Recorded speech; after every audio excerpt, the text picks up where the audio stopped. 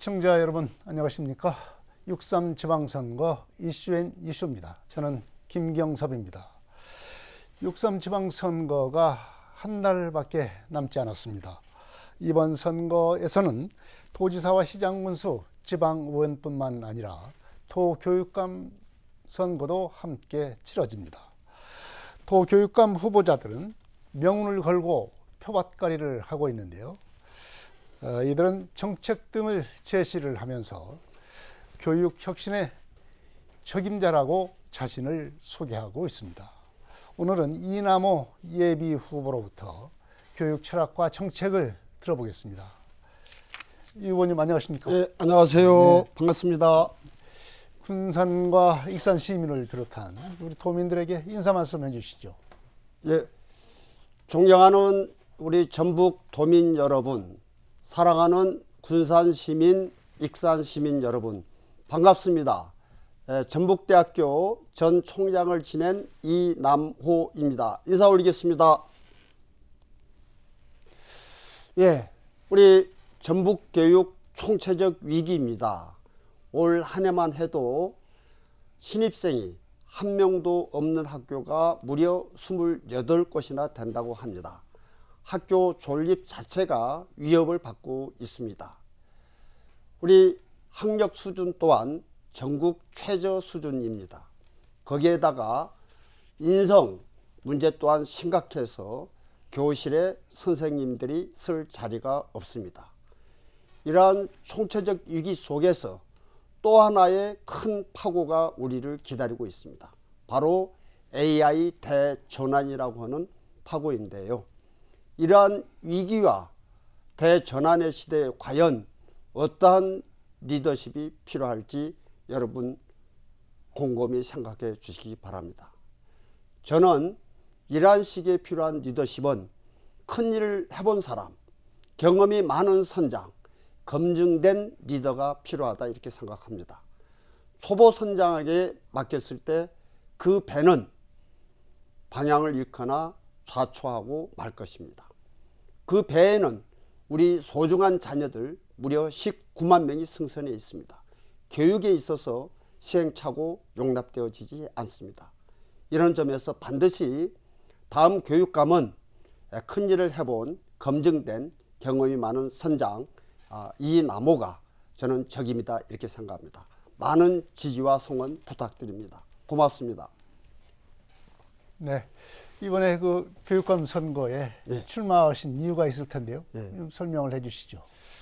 예, 아까 인사 말씀에서도 드렸습니다만은 전북 교육이 대단한 위기입니다.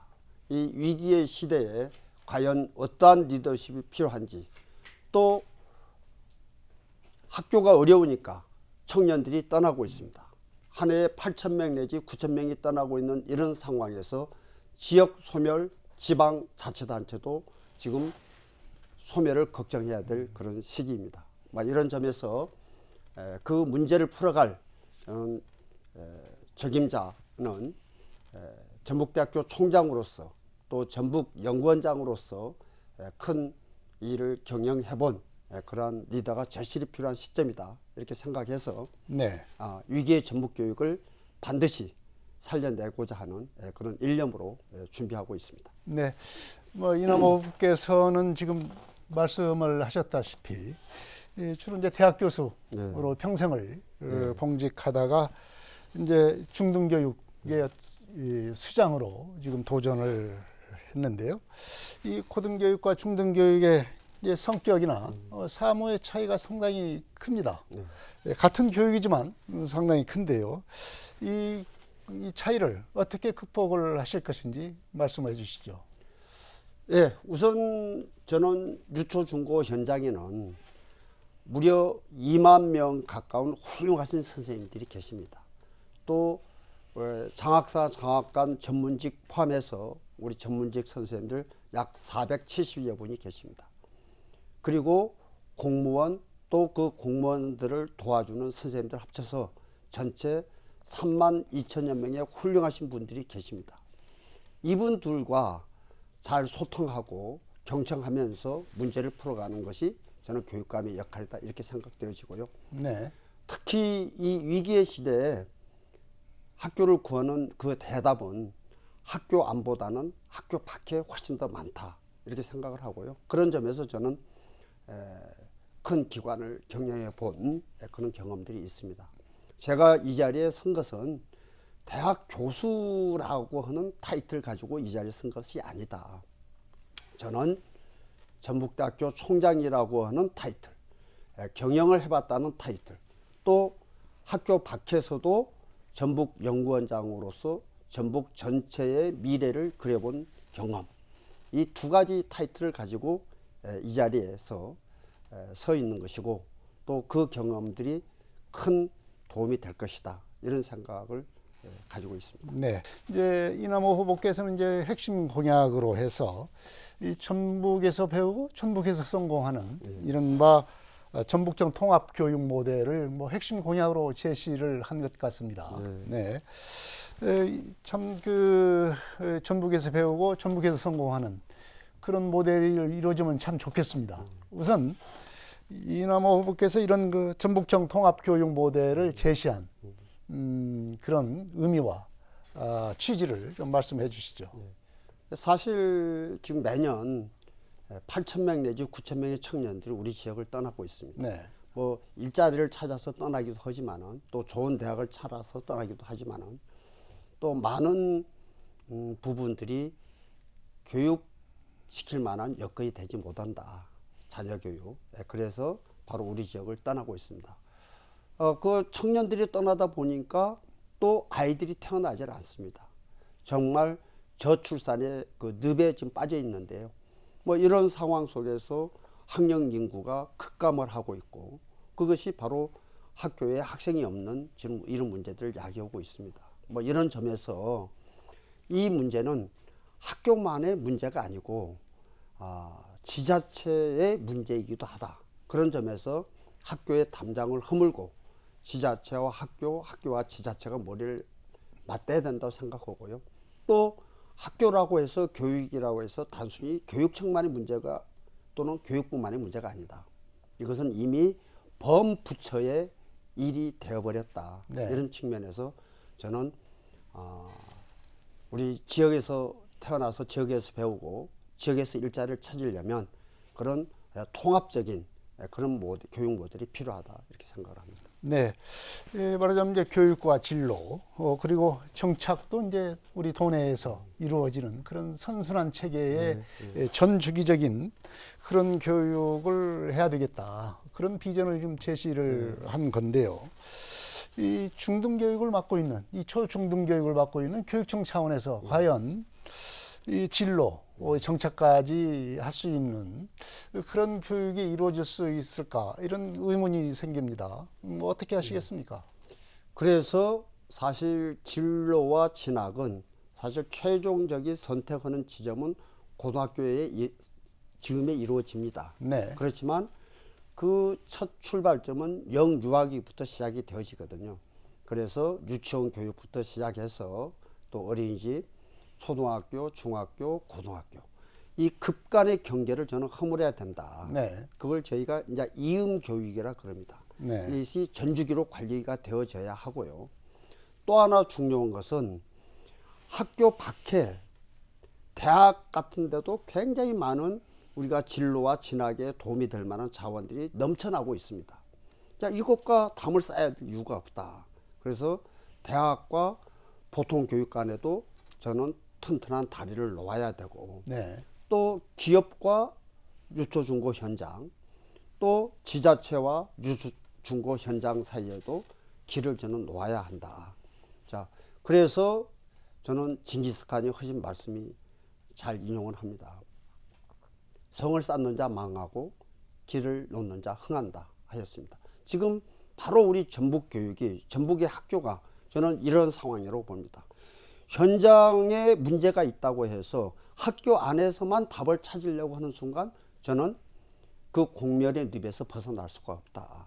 바로 성을 허물고 담을 허물고 학교 밖과 길을 놓고 튼튼한 다리를 놓아서 고립된 섬으로부터 벗어나야만 저는 해결의 실마리가 보인다 이렇게 생각하고요.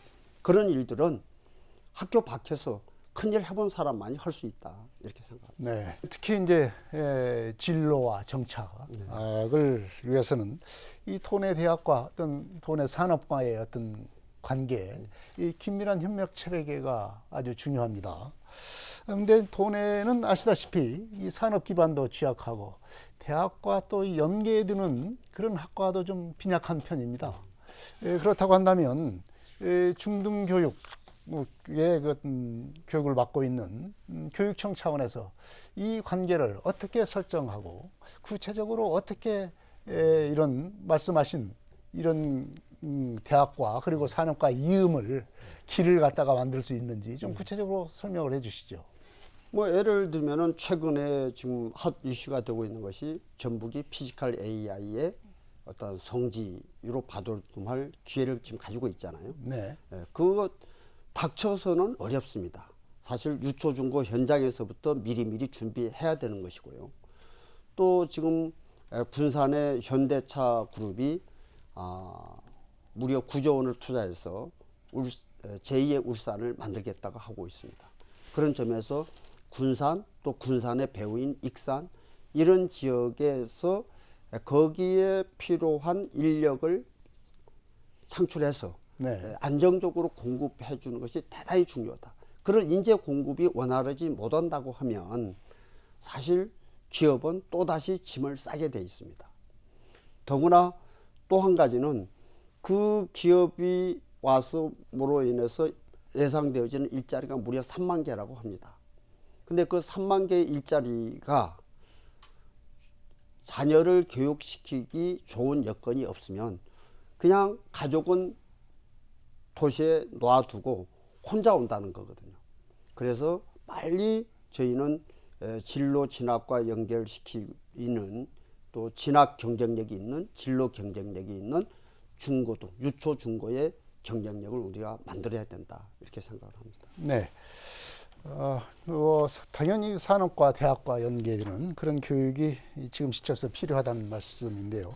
뭐 이런 그 말씀과 뭐 연계되는 이야기일 텐데 상산고 같은 그 대한민국의 1등 고점고 뭐 10개를 만들겠다 이렇게 얘기를 하고 있습니다. 6개 권역으로 해서 이제 10개 이 거점 고등학교를 만들겠다라고 하는 건데 구체적으로 어느 지역에 어떤 고교 상당히 그 특성화가 필요할 텐데 어떤 고교를 만들겠다는 것인지 계획을 좀 말씀해 주시죠. 우선은 이제 먼저 좀 전제를 좀 말씀드리고 싶은 것은 상상고와 똑같은 복제를 이야기하는 것은 절대 아니다. 네. AI가 됐든 애체능이 됐든 농생명이 됐든 자동차가 됐든 수소가 되었든 어떤 분야가 대한민국의 1등이면 된다.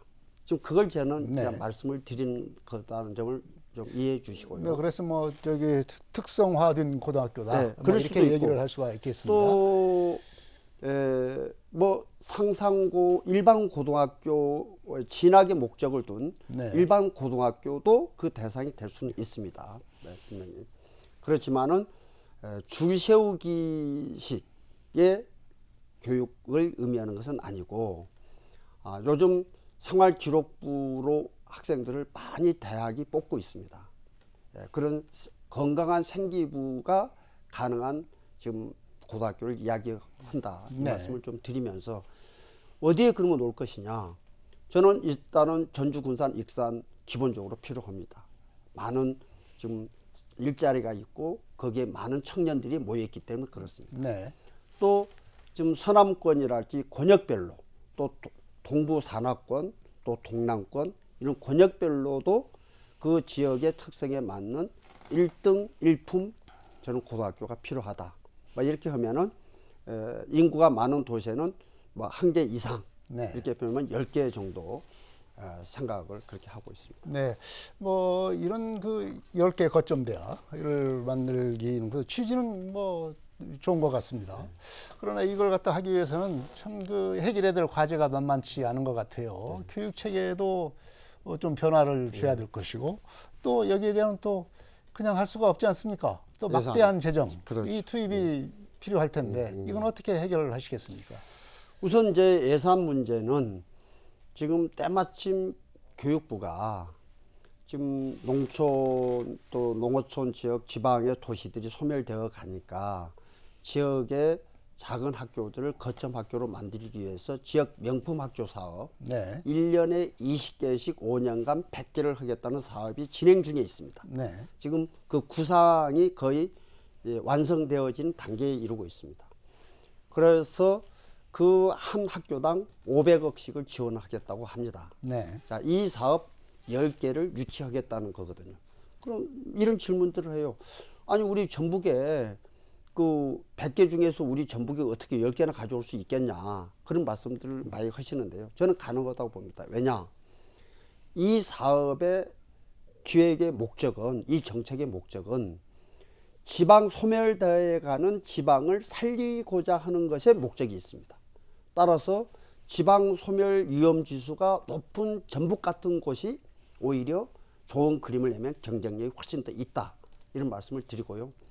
또 더불어서 아까 현대랄지 한진이랄지 막 이런 기업들이 대기업들이 어떤 지역에 오기 위해서는 이런 교육 여건을 갖추지 않으면 직원들이 오지를 않기 때문에 그 기업들이 학교에 관심이 굉장히 많습니다. 뭐 대표적인 것으로 우리가 현대고등학교도 있고 포철고등학교도 있지 않습니까? 네. 그런 민간 자본들을 활용할 수 있는 기회도 저는 충분히 있다. 이렇게 좀 생각을 했어요. 막 그런 예산 문제는 별 어려움이 없을 것으로 이렇게 좀 보고 있습니다. 네. 자, 우리 사회가 참 급변하고 있습니다. 특히 AI로 인한 어떤 그 사회의 어떤 대격변이 지금 우리가 빚어지는 그런 속에서 살고 있는데요. 교육도 마찬가지입니다. 교육이 오히려 좀 뒤처져 있는 분야다. 이렇게 생각을 할 수가 있는데요. 이 AI로 이렇게 그 활용하는 시대가 되다 보니까 너무 그 지식과 교육, 그리고 사고가 AI에 너무 의지하는 그런 그 시스템이 고착화되는 것 아니냐, 이런 우려가 좀 있습니다. 그래서 초, 중, 등 학교 때부터 AI 교육을 바로 시키는 것이 중요하다. 그것이 바로 지식을 고도화하고 또 부가가치도 높이는 길 아니겠느냐. AI에 종속되고 AI의 노예가 되는 그런 인간이 될 우려가 있다. 이런 지적이 많습니다. 그래서 이 초, 중, 등 때부터 이 사고의 깊이를 더하는 이 AI 교육이 필요하다는 지적이 많은데요. 이 후보께서는 이 방안을 어떻게 생각을 하고 계십니까? 뭐 말씀 주신 것에 대해서 100% 공감하고요. 사실 그래서 AI 교육이 단순히 AI를 얼마나 잘 활용하냐, 이 활용 능력에 관한 것은 1차적인 문제다. 네. 오히려 그것을 넘어서 AI를 비서처럼, 친구처럼 이렇게 쓸 수 있는 협업 능력을 갖춰야 되고요. 또 한 단계 더 나아가서 오히려 AI를 능숙하게 지휘할 줄 아는 능력이 필요하다. 네. 자, 지휘라는 말은 질문할 줄 아는 힘을 이야기합니다. AI한테 심부름을 잘 시켜야 되잖아요. 자, 심부름을 잘 시키려면은 생각하는 것이 많아야 됩니다. 호기심이 많아야 됩니다. 자, 그것은 어디에서 나오느냐? 많은 독서로부터 저는 나온다, 이렇게 생각합니다. 네. 그런데 지금까지 독서 교육을 몇 후보들이 강조하고 있습니다만은 그냥 정규 수업 과정에 넣는다는 이야기는 한 말씀도 없습니다. 저는 정규 수업 과정에 독서 과목을 넣겠다. 네. 또 하나, 우리 흔히 독서하면은 국어 쪽을 생각합니다. 인문 쪽만. 그렇지 않습니다. 수학에도 독서가 있고, 음악에도 독서가 있고, 미술에도 독서가 있습니다. 전 교과에 독서를 기반으로 한 교과 수업을 진행시키겠다. 네. 이 교권과 관련한 문제가 끊임없이 일어나고 있습니다. 물론 학생의 인권도 중요하죠. 특히 이제 최근 들어서 수도권 학교에서 숙박형 체험학습, 이른바 수학여행 같은 이런 그 수학여행을 기피하는 이런 그 풍조가 지금 나타나고 있습니다. 그것이 구체적으로 지금 통계적으로 지금 보도가 되고 있습니다. 이 도내에서도 말은 않고 있지만 굉장히 이걸 부담스럽게 생각하는 것이 지금 현재 학교 현장에 있는 교사들의 인식이라고 볼 수가 있습니다. 이 교육의 이 체험학습의 그 기피 현상을 보게 되면 굉장히 우려되는 바가 큽니다. 예. 우선 공동체 의식의 함양이랄지 그렇죠. 남을 이해하는 교육이랄지 이런 것들이 지금 체험화되지 않는 그런 문제가 있지 않습니까? 이런 것을 타파하기 위해서 이남호 후보께서는 어떤 방안을 갖고 계신지 좀 말씀해 주시죠. 예, 사실 그런 교회 일반적으로 그걸 이제 교회 학습이라고 이렇게 이야기할 수 있는데요. 네. 거기에는 소풍도 있고 수학여행도 있고 현장 실습도 있고 다양한 활동의 교회 학습이 있습니다. 그런데 AI 시대에 맞는 인력을 키우려면 이런 경험 교육이 대단히 중요합니다. 그래서 저는 교회 실습 교육 지원 센터를 만들겠습니다. 네. 네, 교회 실습 교육 지원 센터를 만들어서 이런 모든 교회 학습에 관해서는 실습에 관해서는 이 실습 지원 센터가 관리하고 관장하고 책임도 지는 이런 좀 제도를 만들겠습니다. 그래야만 선생님들이 수업에만 전념하고 교회 학습에 대해서 관장하는 것에 대해서 동의를 저는 얻어낼 수 있다 이렇게 생각을 합니다. 네. 그래서 그런 교회 학습 지원 센터를 바로 설립해서 추진하겠다는 말씀을 드리고요. 이런 제도는 이미 대학에서는 오래전에 채용을 해서 채택을 해서 운영되어지고 있는 제도들이거든요. 네. 이런 걸 빨리 대학에 있는 것들을 저는 유초중고 현장으로 가지고 들어와야 된다. 뭐 이런 말씀을 좀 드립니다. 네. 교육은 이제 교육청만의 일이 아닌 시대가 됐습니다. 특히 이제 교육과 돌봄이 같이 이제 유기적으로 결합돼서 이루어져야 하는 그런 시대가 됐는데요. 이 교육과 돌봄을 같이 하기 위해서는 이 지역사회와 같이 협업 체계가 이루어지지 않으면 어려운 상황이 됐습니다. 이런 그 지역사회와의 협력 체계 구축과 지금까지 이루어진 그런 협력 체제를 더욱더 강화하는 게 지금 과제로 떠오르고 있는데요. 이 후보께서는 이 방안을 어떻게 생각을 하고 계십니까? 예, 저는 바로 지역교육협력센터를 설치해서 운영할 계획입니다. 그래서 그 지역교육협력센터는 학교 밖에다 두겠습니다. 지자체와 교육청이 공동으로 참여하는 조직인데 학교 밖에 두고 네. 거기에서 지자체와 학교가 협력해야 될 사업들, 학교에는 교육청, 교육부와 관련된 업무가 많이 있고 지자체에는 교육부 이외의 모든 부처의 사업들이 지자체에 있습니다. 네. 아까 돌봄도 마찬가지고요. 또 학교 밖에는 학원 교육이라고 하는 또 공간도 있습니다. 이런 모든 것들이 온 마을이 아이를 위해서 우리는 나서야 된다. 그런 시스템을 만들어야 된다. 그래서 제가 서두에 말씀드린 것처럼 이제 학교의 문제를 학교 안에서만 답을 찾는 시대가 아니라는 말씀이 그 말씀이고요. 네. 이런 것의 효율성을 위해서는 지역교육협력센터라고 하는 법정 기구를 저는 만들어서 그 안에서 이런 협력의 문제를 다루어 가겠다. 이 말씀을 좀 드리고요. 네. 마지막으로 교육감 예비 후보로서 최종적으로 정리의 말씀을 좀 해주시기 바랍니다. 예, 존경하는 도민 여러분, 사랑하는 우리 익산 시민 그리고 군산 시민 여러분, 오늘 짧은 시간이지만 여러 가지 저의 생각을 말씀을 드렸습니다. 저는 이러한 모든 정책들에 필요한 것은 두 가지라고 생각합니다. 첫째는 예산이 뒷받침되어져야 합니다. 예산이 뒷받침되어지지 않는 정책 한낱 저는 탁상 공론에 불과하다 이렇게 생각합니다. 그래서 전북교육청의 예산을 저는 연간 5조 원 시대를 열겠다는 말씀드리고요. 이를 위해서는 교육부의 교부금에 의존하는 그러한 예산 재정에서 빨리 탈피해야 된다. 그래서 지자체도 행정안전부도 농림부도 문화체육관광부도 모두가 우리 학교의 재정의 대상이 되어야 한다. 이렇게 생각합니다. 또 한 가지 중요한 것이 있습니다. 정직입니다. 저는 교육이 바로 서려면 교육의 수장은 정직해야 된다고 봅니다. 교육청의 예산이 무려 4조 5천억, 거기에 딸린 우리 식구들이 3만 2천여 명, 학생이 19만여 명이 이릅니다. 이러한 막강한 조직을 한 번도 운영해 보지 않은 사람, 초보 선장, 거기에다가 정직하지 못한 선장이라고 한다면 이 배를 어디로 끌고 가겠습니까? 저는 분명 사유화시킨다고 봅니다. 이 막강한 권한을 개인의 또는 자기가 소속한 집단의 진영의 이익을 위해서 쓴다면 그 피해는 고스란히 우리 어린 자녀들의 몫이 되는 것이고 그것은 지역의 피해로 연결되어집니다.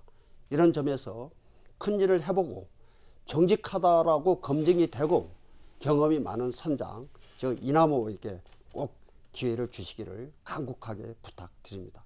고맙습니다.